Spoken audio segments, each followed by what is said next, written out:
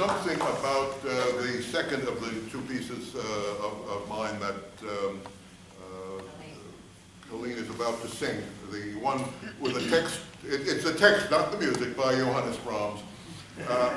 Maury Ritt, who is here, is one of three colleagues who very generously gave me a collection of Brahms letters when I retired.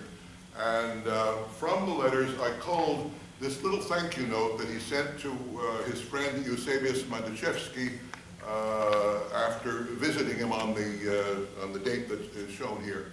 And the special thing about this, and the reason that the author included this little bit of silly verse in this book of his letters, is that it's a rather extraordinary collection. Every single couplet finishes with a spoonerism. Spoonerism is where the first consonants of the accented rhyming lines are reversed. For example, well, first let me say that the translation roughly is it's a thank you note.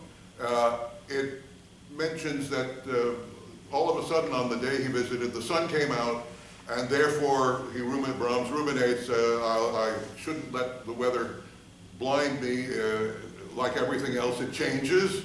And then he talks about the delights from the Ischl Valley, which is where he was visiting Mandaszewski on his table, and it brought him to a state of repose. That was basically what the text says. A typical illustration in describing what is much better than wet weather. Was netter. The next rhyme is nas vetter, and the entire poem is made that way. That's why that was said. I don't think the first one needs any explanation. Well, except that you wrote it for our wedding. Yeah, no, I thought that's in the program notes. No, okay, yeah.